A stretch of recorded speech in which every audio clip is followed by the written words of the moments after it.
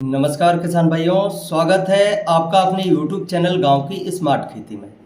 तो किसान भाइयों, यदि आप मूंग की खेती करते हैं या नई मूंग खेती की शुरुआत करना चाह रहे हैं तो आज की यह वीडियो आपके लिए बहुत ही महत्वपूर्ण होने वाली है। आज हम आपको मूंग की खेती से संबंधित 10 ऐसे प्रश्न लेकर आए हैं जो हर किसी किसान भाई के दिमाग में रहते हैं। हर किसान भाई चाहता है इन 10 प्रश्नों का जवाब, और कई किसान भाइयों का हमें कमेंट के माध्यम से यह प्रश्न भी आए थे जिसकी वजह से हमें यह वीडियो बनाना पड़ा है। तो साथियों, आइए जानते हैं वह कौन कौन से 10 प्रश्न हैं जो आपको मूंग की खेती का बादशाह बना सकते हैं। यदि आप इन 10 प्रश्नों के जवाब अच्छी तरह से समझ लेते हैं तो मैं आपको गारंटी देता हूं कि आप 8 से 10 कुंटल प्रति एकड़ तक का उत्पादन मूंग की फसल में आसानी से ले सकते हैं। तो आइए जानते हैं वह कौन कौन से 10 प्रश्न हैं। तो साथियों, सबसे पहला प्रश्न है कि मूंग की बुवाई का सही समय क्या है। कई किसान भाइयों के मन में सवाल होता है कि मूंग की बुवाई का सही समय क्या है जिससे हमें एक अच्छा उत्पादन प्राप्त हो। और किसान भाइयों, दूसरा प्रश्न है कि मूंग बुवाई की कौन सी विधि सबसे ज़्यादा अच्छी होती है। सीडरल के माध्यम से बुवाई करने से हमें ज़्यादा उत्पादन प्राप्त होता है या छिड़काव विधि के द्वारा हमें मूंग की बुवाई करने से ज़्यादा उत्पादन प्राप्त होता है।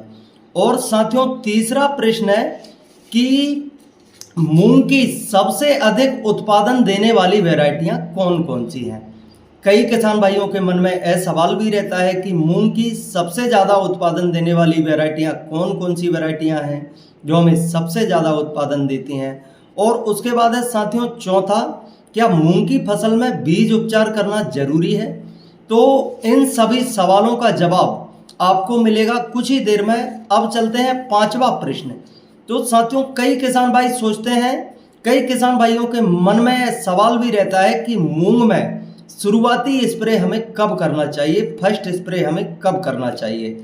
और छठवां प्रश्न है, इल्लियों के लिए कौन सी दवाई सबसे ज़्यादा बेस्ट होती है।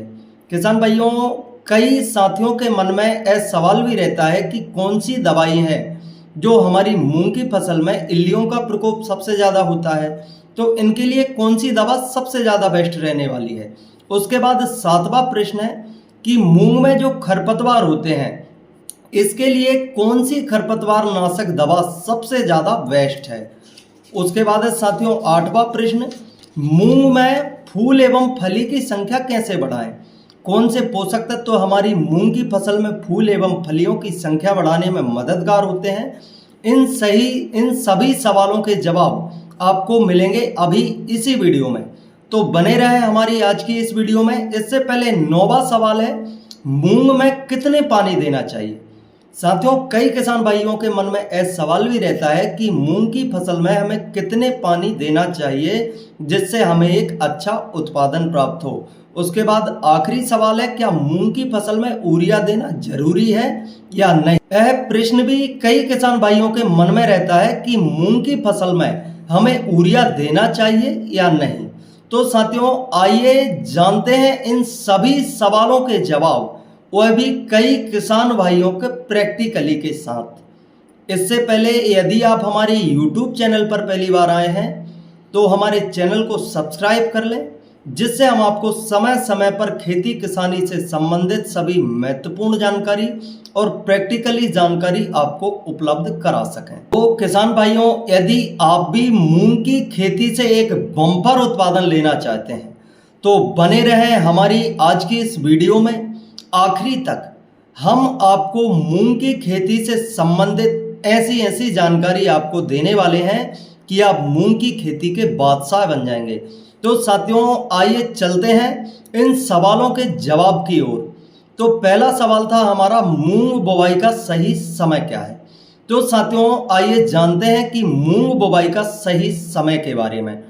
तो किसान भाइयों, जैसा कि हम सभी जानते हैं, हमारी मूंग की फसल 2 महीने की होती है। 55 से 60 दिनों में हमारी मूंग की फसल तैयार हो जाती है। तो हम कौन से समय पर बुवाई करें जिससे हमें एक बढ़िया उत्पादन मिले और लास्ट में जो पानी गिरने की संभावनाएं बढ़ जाती हैं, आखिरी में जाकर जो मानसून आ जाते हैं, इनसे भी हमारी फसल को कैसे बचाया जा सके। तो साथियों, अब यदि हम बात करें तो मानसून आने का जो समय रहता है वह रहता है 1 जून से 5 जून के मध्य। किसान भाइयों, हमारे मध्य प्रदेश में जून के शुरुआती सप्ताह में मानसून आ जाते हैं। तो हम कौन से समय पर बुवाई करें जिससे हमारी फसल मानसून आने से पहले ही पककर तैयार हो जाए और हमें एक बढ़िया उत्पादन मिले और हमारी फसल बारिश की वजह से बेकार भी ना हो। और उसके साथ ही किसान भाइयों, हमें शुरुआती जब हम बुवाई करते हैं तब हमें यह ध्यान भी रखना होता है कि हमारी मूंग की फसल जितनी ज़्यादा गर्मी रहती है उतना ही अच्छी ग्रोथ करती है। तो इसके लिए जब टेम्परेचर 30 से 35 डिग्री सेल्सियस के मध्य हो जाए, जब हमें मूंग की बुवाई करना है, तो इसके लिए यदि हम बात करें सबसे सही समय की, तो आप 10 मार्च से लेकर 20 से 25 मार्च तक भी मूंग की बुवाई कर सकते हैं, जो आपकी 2 महीने में पककर तैयार हो जाएगी और आप जून से पहले अपनी मूंग की फसल को काटकर तैयार कर सकते हैं। किसान भाइयों, आखिरी मार्च भी मूंग बुवाई के लिए सर्वश्रेष्ठ माना जाता है। तो कैसी लगी आपको यह जानकारी? यदि जानकारी अच्छी लगे तो वीडियो को लाइक और अपने अन्य किसान साथियों को शेयर करना ना भूलें। साथियों, आइए चलते हैं दूसरे प्रश्न की ओर, जो है मूंग बुवाई की कौन सी विधि सबसे ज़्यादा बेस्ट रहती है। सीडल के माध्यम से हम बुवाई करें तब हमें ज़्यादा उत्पादन प्राप्त होगा, या हम छिड़काव विधि के माध्यम से बुवाई करें, इससे हमें ज़्यादा उत्पादन प्राप्त होगा। जैसा कि साथियों आप सभी जानते हैं, मूंग की बुवाई मुख्यतः 2 तरीके से की जाती है, एक सीडरल के माध्यम से, दूसरा छिड़काव विधि के द्वारा। तो कई किसान भाइयों के मन में ऐसा सवाल भी रहता है कि मूंग बुवाई की कौन सी विधि हमारे लिए फायदेमंद होने वाली है। तो साथियों, आइए जानते हैं इसके बारे में। साथियों, मूंग बुवाई की दोनों विधि हमारे लिए सर्वश्रेष्ठ हैं, लेकिन कुछ बातों का हमें विशेष ध्यान रखना होता है। यदि आप चाहते हैं आपको मूंग की फसल से एक अच्छा उत्पादन मिले, तो जरूरी नहीं है कि सीडरल की बुवाई से ही आपको एक अच्छा उत्पादन प्राप्त होगा। हमारा खुद का प्रैक्टिकल किया हुआ है, छिड़काव विधि के माध्यम से भी हमने मूंग में एक अच्छा उत्पादन प्राप्त किया है। तो साथियों, सिर्फ आपको ध्यान रखना है आपकी मिट्टी की क्वालिटी, और उसके बाद ही आपको बीज दर का विशेष ध्यान रखना है।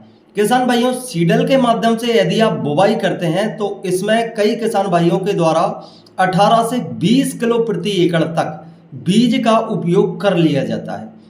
लेकिन इसमें क्या होता है कि हमारी जो मूंग है वह पंक्ति दर पंक्ति क्रम अनुसार उगती है, जिससे हमारे अंदर के जो पौधे होते हैं उन तक भी धूप और हवा प्राप्त हो जाती है। लेकिन किसान भाइयों, यदि आप छिड़काव विधि के माध्यम से मूंग की बुवाई करना चाह रहे हैं तो इसके लिए आपको बीज दर कम करना होगा। आप अधिकतम बीज दर 10 से 12 किलो प्रति एकड़ तक ही प्रयोग कर सकते हैं। यदि आप इससे ज़्यादा प्रयोग करते हैं तो छिड़काव विधि के माध्यम से आपकी मूंग की बुवाई पूरी तरह से बेकार हो जाएगी, क्योंकि छिड़काव विधि से हमारी मूंग की फसल यदि ज़्यादा घनी हो जाती है तो इससे हमारे अंदर के जो पौधे होते हैं इनको ना तो आसानी से हवा प्राप्त हो पाती है और ना ही इन्हें धूप मिल पाती है, जिसकी वजह से हमारे पौधे ज़्यादा बढ़वार में लग जाते हैं और हमें फूल एवं फलियों की संख्या कम मात्रा में देखने को मिलती है। और साथियों, दूसरी ध्यान रखने वाली बात होती है खरपतवारों की। यदि आपकी मिट्टी में खरपतवारों की संख्या ज़्यादा है तो आप सीडल के माध्यम से बुवाई कर सकते हैं, और यदि आपकी मिट्टी में खरपतवार कम मात्रा में उगते हैं तो आप छिड़काव विधि के माध्यम से बुवाई करके भी एक अच्छा उत्पादन ले सकते हैं। साथियों, आपको यदि यह जानकारी अच्छी लगे तो वीडियो को लाइक और अधिक से अधिक किसान साथियों के साथ शेयर करें, जिससे वह भी इन सभी जानकारियों को प्राप्त करके मूंग की फसल से एक अच्छा उत्पादन प्राप्त कर सकें। अब आइए जानते हैं तीसरा प्रश्न कि सबसे ज़्यादा उत्पादन देने वाली वैरायटियां कौन कौन सी हैं। साथियों, हर किसान चाहता है कि हमें हमारी मूंग की फसल से एक अच्छा उत्पादन प्राप्त हो। इसके लिए सही वैरायटी का चयन करना भी हमारे लिए बहुत ज़्यादा जरूरी हो जाता है। लेकिन किसान भाइयों, हम आपको बताने वाले हैं कि मूंग की फसल में सबसे ज़्यादा उत्पादन देने वाली वैरायटियों के बारे में। इससे पहले आपको यह जानकारी देना भी ज़रूरी है कि मूंग की फसल एक ऐसी फसल है जो हमारे मेंटेनेंस के ऊपर निर्भर करती है कि हम हमारी मूंग की फसल से कितना उत्पादन ले सकते हैं। लेकिन किसान भाइयों, इसमें वैरायटियों का भी, अच्छी वैरायटियों का भी विशेष महत्व होता है। इसके लिए आइए जानते हैं कि वह सबसे ज़्यादा उत्पादन देने वाली वैरायटियाँ कौन कौन सी हैं जो आपके लिए कई प्रकार की रोग प्रतिरोधक क्षमताओं के साथ साथ आपको एक सर्वश्रेष्ठ उत्पादन देने वाली हैं। तो इसके लिए सबसे पहली है MH1142। किसान भाइयों, आप MH1142 वैरायटी का चयन करके एक अच्छा उत्पादन ले सकते हैं। उसके बाद दूसरी है MH421। यह भी मूंग की सर्वश्रेष्ठ उत्पादन देने वाली वैरायटी है। तीसरी है हम27, जो कि एक रिसर्च वैरायटी है और यह किसान भाइयों के लिए वरदान साबित हुई है। इस मूंग की यदि हम बात करें उत्पादन की, तो वह 8 से 10 कुंटल प्रति एकड़ तक का उत्पादन आसानी से देती है। तो किसान भाइयों, हम27 मूंग की वैरायटी भी आपके लिए बहुत ज़्यादा शानदार रहने वाली है। तीसरी है जेता शक्ति 555। किसान भाइयों, आप 555 वैरायटी का चयन करके भी एक अच्छा उत्पादन ले सकते हैं। उसके बाद है पूसा 1431। मूंग की यह भी सर्वश्रेष्ठ उत्पादन देने वाली वैरायटी है, पूसा 1431। उसके बाद है साथियों IPM 410 शिखा, जिसे IPM के नाम से भी जाना जाता है। यह भी मूंग की एक सर्वश्रेष्ठ उत्पादन देने वाली वैरायटी है। तो आप इन 6 में से किसी एक वैरायटी का चयन करके आप एक बढ़िया उत्पादन ले सकते हैं। किसान भाइयों, यह मूंग की 6 सर्वश्रेष्ठ सबसे ज़्यादा उत्पादन देने वाली वैरायटियां हैं और यह आपके मेंटेनेंस के ऊपर भी निर्भर करता है कि आप मूंग की फसल से कितने कुंटल प्रति एकड़ तक का उत्पादन ले सकते हैं। तो साथियों, आइए चलते हैं चौथे प्रश्न की ओर। क्या बीज उपचार करना जरूरी है? चौथा प्रश्न है, क्या बीज उपचार करना मूंग की फसल में जरूरी है? तो इसका जवाब है हाँ। किसान भाइयों, बीज उपचार करने से हमारी मूंग की फसल में फफूंदी नाशक एवं रोग नाशक कई प्रकार के कीटाणुओं के प्रति हमारी बीज की रोग प्रतिरोधक क्षमता बढ़ जाती है, जिससे हमारे पौधे शुरुआती अवस्था से ही स्वस्थ एवं मजबूत होते हैं।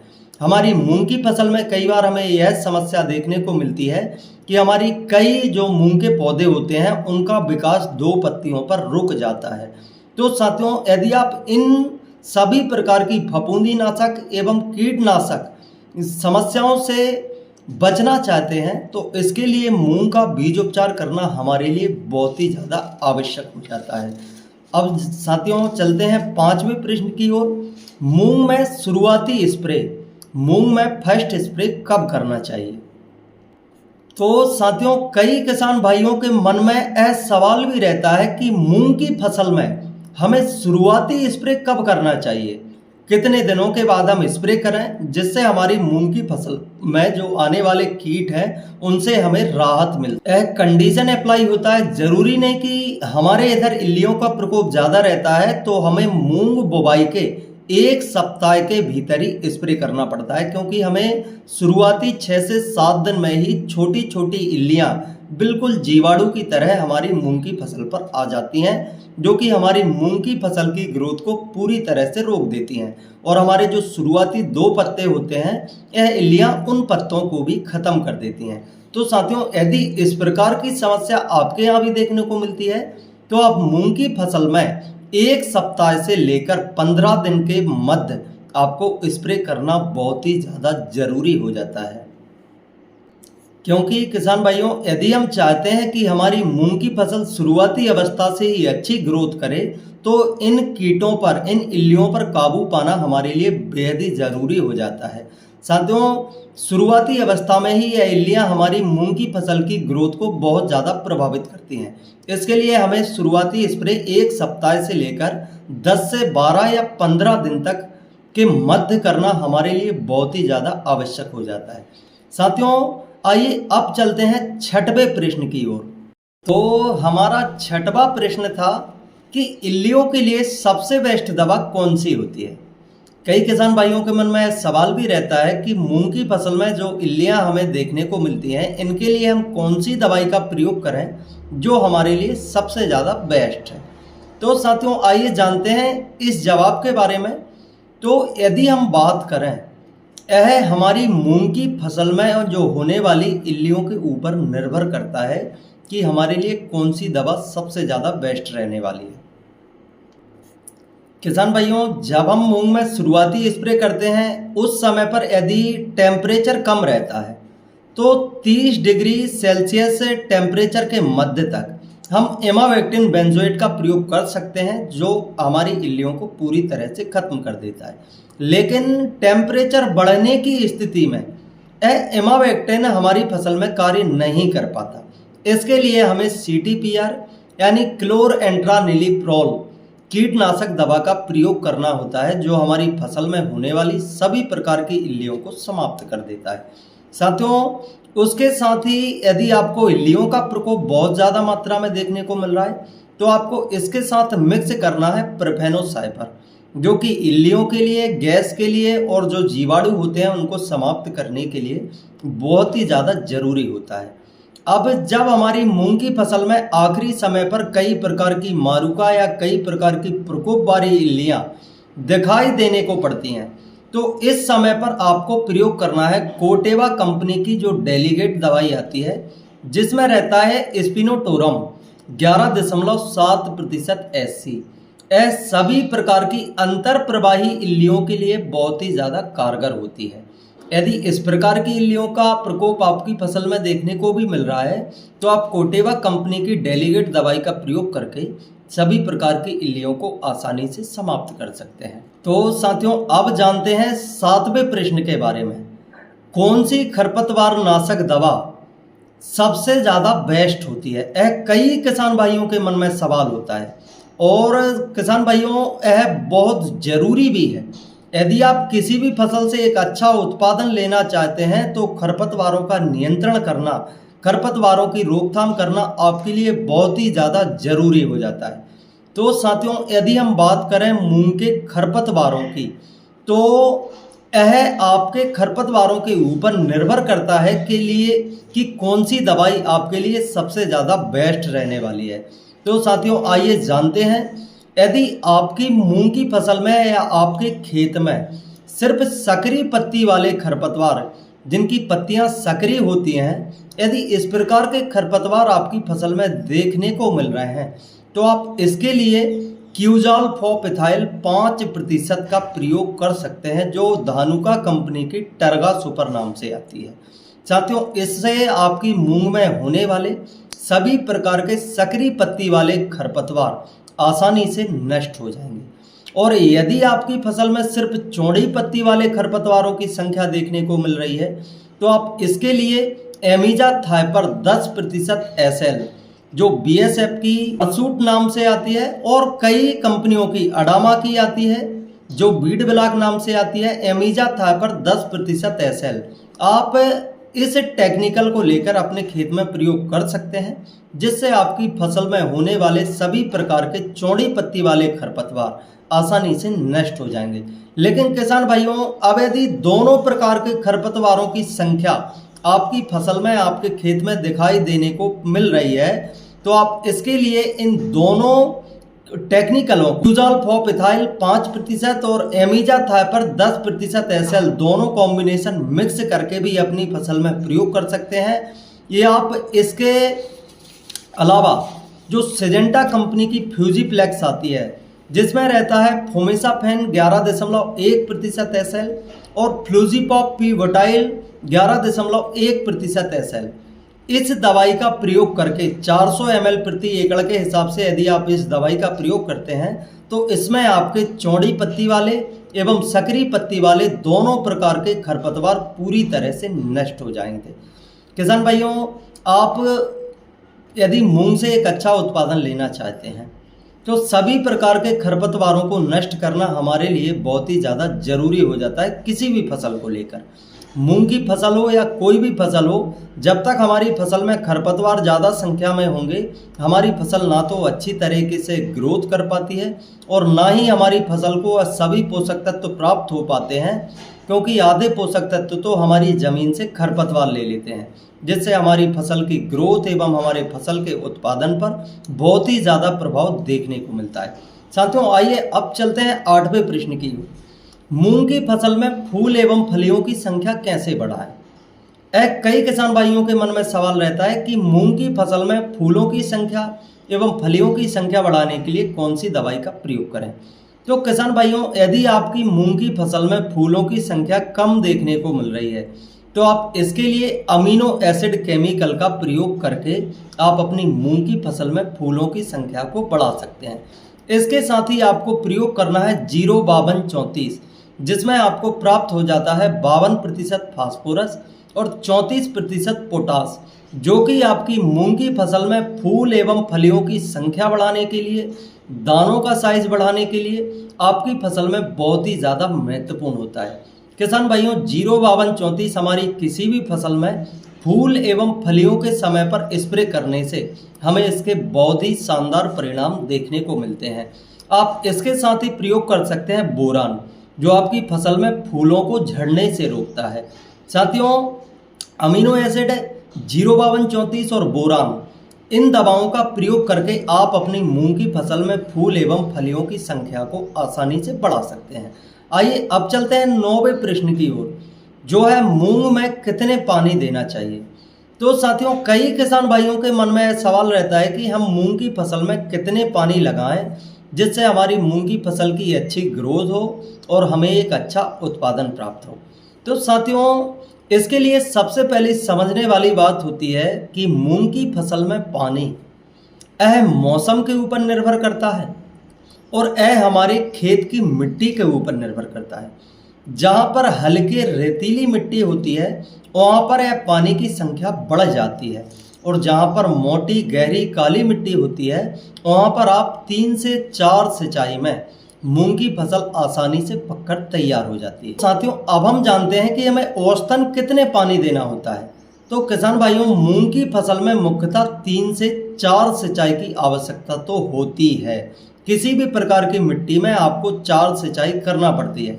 शुरुआती सिंचाई जो होती है वह हमारी बुवाई के समय हो जाती है। जब हम बुवाई करते हैं, एक सिंचाई तो जब हो जाती है, उसके बाद दूसरी सिंचाई हमें 15 से 20 दिन के आसपास करना होता है। यदि अब हम बात करें तीसरी सिंचाई की, तीसरी सिंचाई 35 से 40 दिन के आसपास हमें करना होता है, और चौथी जो सिंचाई है वह 50 से 55 दिन के आसपास हमें करना पड़ता है, जिससे हमारी मूंग की फसल अच्छी ग्रोथ करती है और हमें एक अच्छा उत्पादन प्राप्त होता है। अब साथियों, आखिरी 10वां प्रश्न है, क्या मूंग की फसल में यूरिया देना सही है या नहीं। कई किसान भाइयों के मन में सवाल भी रहता है कि मूंग की फसल में यूरिया का प्रयोग करना चाहिए या नहीं। तो साथियों, आपकी जानकारी के लिए बता दें, मूंग की फसल में यूरिया जरूरी नहीं है, क्योंकि मूंग एक दलहनी फसल है जो नाइट्रोजन की जरूरत खुद पूरी करती है। साथियों, अधिक तापमान होने पर या आपकी मूंग की बढ़वार कम हो रही है तो आप शुरुआती पानी में या बुवाई के समय 10 से 15 किलो प्रति एकड़ के हिसाब से यूरिया का प्रयोग कर सकते हैं, लेकिन आपको ज़्यादा यूरिया का प्रयोग नहीं करना है। इससे आपकी फसल पूरी तरह से बर्बाद भी हो सकती है। किसान भाइयों, अधिकतम आप 10 से 15 किलो प्रति एकड़ के हिसाब से यूरिया का प्रयोग कर सकते हैं। यह आपके लिए बेस्ट रहेगा, और भी अधिक तापमान होने की स्थिति में। तो साथियों, आज की वीडियो में इतना ही। मिलते हैं अगले वीडियो में किसी अन्य जानकारी के साथ। आपको यह जानकारी अच्छी लगे तो वीडियो को लाइक और अपने अन्य किसान साथियों के साथ शेयर करें। धन्यवाद। जय श्री राम।